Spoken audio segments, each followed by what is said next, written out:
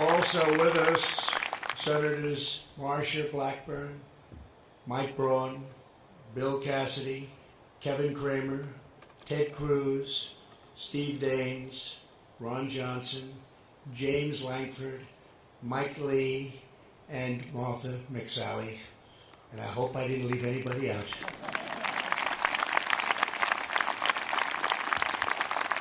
And a very special thanks to our great Vice President, Mike Pence. Thank you, Mike.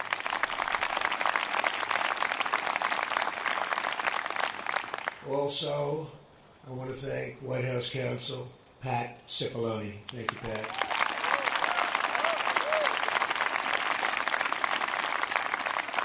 And very importantly, I want to welcome Justice Barrett's husband, Jesse. Thank you, Jesse. Thank you. And we also recognize your 7 children, your great, beautiful children who have become really very, very popular in this nation. People have been watching them and loving them, and they're watching right now back home in Indiana. Thank you very much.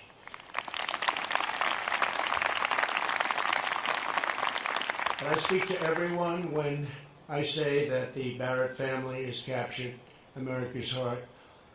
It is highly fitting that Justice Barrett fills the seat of a true pioneer for women, Justice Ruth Bader Ginsburg.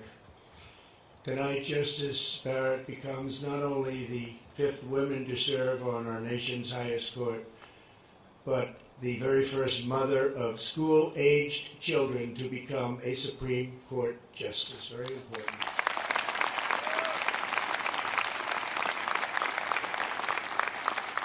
Over the past few weeks, the entire world has seen Justice Barrett's deep knowledge, tremendous poise, and towering intellect.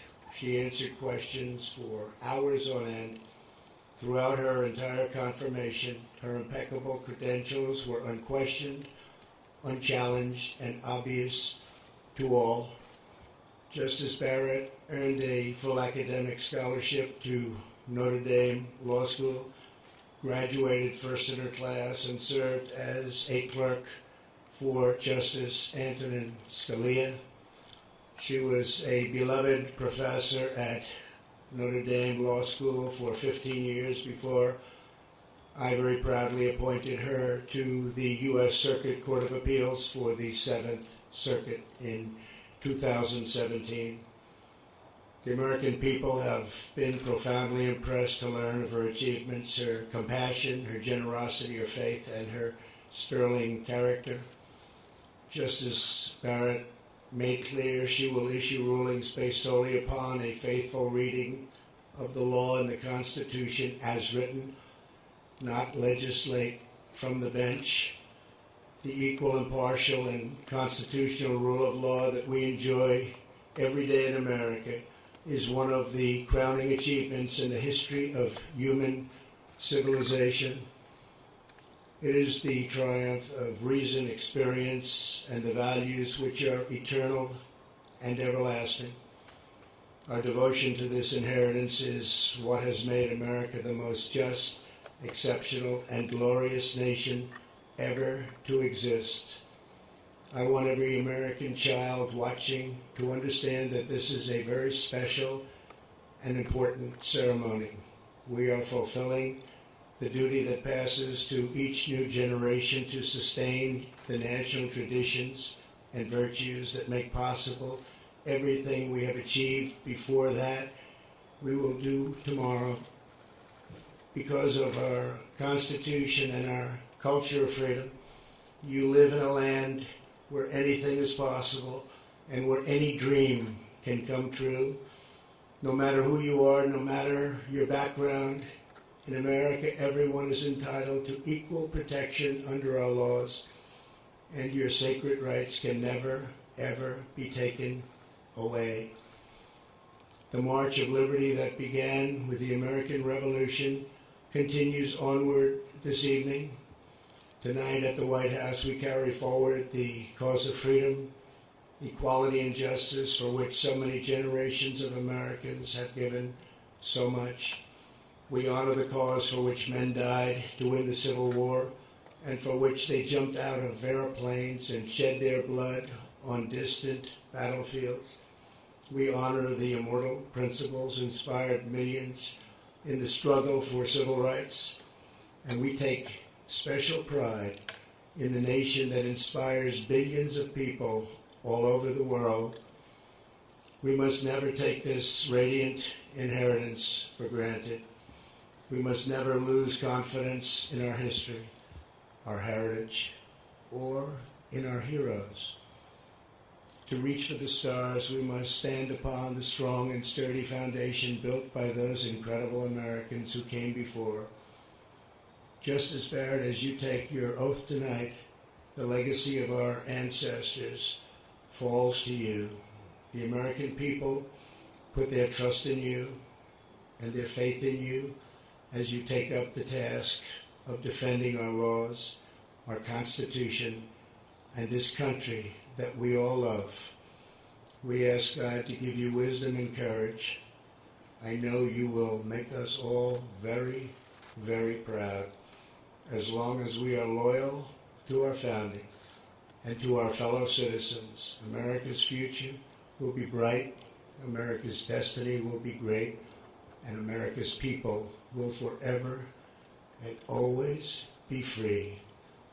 I now ask Justice Thomas to administer the oath. Thank you very much.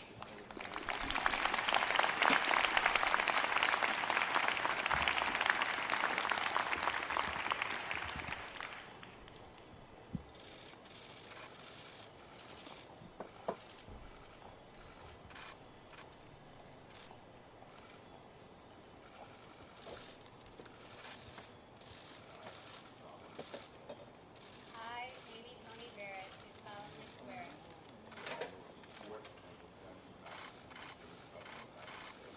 that I will support and defend the Constitution of the United States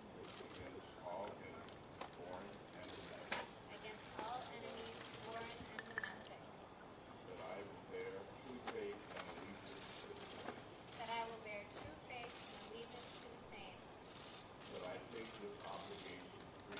that I take this obligation freely without any mental reservation or purpose of evasion, and that I will well and faithfully discharge the duties of the office on which I am about to enter. So help me God.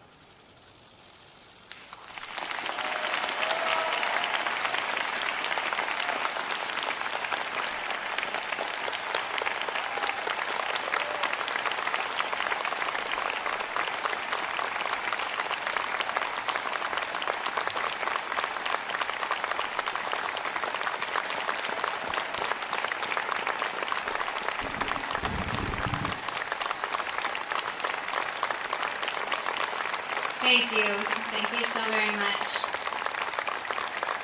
Thank you all for being here tonight. And thank you, President Trump, for selecting me to serve as an Associate Justice of the United States Supreme Court. It's a privilege to be asked to serve my country in this office, and I stand here tonight truly honored and humbled. Thanks also to the Senate for giving its consent to my appointment. I am grateful for the confidence you have expressed in me, and I pledge to you and to the American people that I will discharge my duties to the very best of my ability. This was a rigorous confirmation process, and I thank all of you, especially Leader McConnell and Chairman Graham, for helping me to navigate it. My heartfelt thanks go to the members of the White House staff and Department of Justice who worked tirelessly to support me through this process. Your stamina is remarkable, and I have been the beneficiary of it. Jesse and I are also so grateful to the many people who have supported our family over these last several weeks. Through ways both tangible and intangible, you have made this day possible. Jesse and I have been truly awestruck by your generosity. I have spent a good amount of time over the last month at the Senate, both in meetings with individual senators and in days of hearings before the Senate Judiciary Committee. The confirmation process has made ever clearer to me one of the fundamental differences between the federal judiciary and the United States Senate. And perhaps the most acute is the role of policy preferences. It is the job of a senator to pursue her policy preferences. In fact, it would be a dereliction of duty for her to put policy goals aside. By contrast, it is the job of a judge to resist her policy preferences. It would be a dereliction of duty for her to give in to them. Federal judges don't stand for election. Thus, they have no basis for claiming that their preferences reflect those of the people. This separation of duty from political preference is what makes the judiciary distinct among the three branches of government. A judge declares independence not only from Congress and the President, but also from the private beliefs that might otherwise move her. The judicial oath captures the essence of the judicial duty. The rule of law must always control. My fellow Americans, even though we judges don't face elections, we still work for you. It is your Constitution that establishes the rule of law and the judicial independence that is so central to it.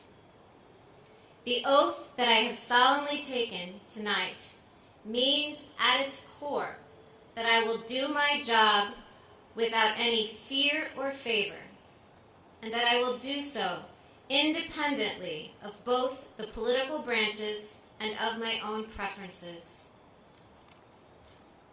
I love the Constitution and the democratic republic that it establishes, and I will devote myself to preserving it. Thank you.